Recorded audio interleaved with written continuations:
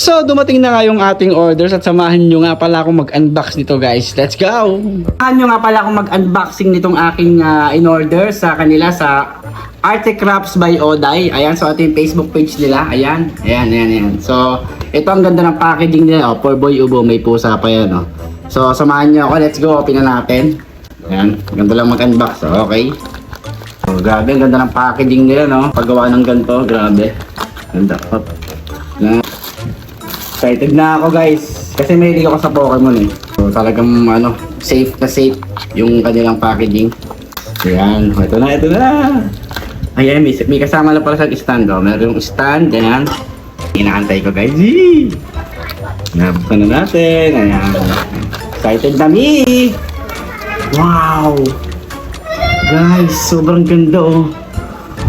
Grabe. Ayan, ito pala ay picture namin ng aking Bebe Love. Ayan. So, ayan guys, tignan nyo. Ito ay pina-personalize ko. So, papakita ko sa inyo yung original pic. So, ito yung original pic namin ng aking Bebe. Ayan. So, ayan. Tapos, ito na siya ngayon. Ayan, oh. Ganda, oh. Kopyang-kopya, no? Ganda, grabe. Wow. Pwede silang i-PM sa Arte Crafts by Oday. Pwede kahit anong picture. PPM nyo lang sila. Tapos, magsasend kayo ng picture. Pwedeng pamilya nyo. Pwedeng picture nyo lang at pwede yung mga jowa nyo. So ayan guys, napakaganda. Grabe, napaka-solid oh.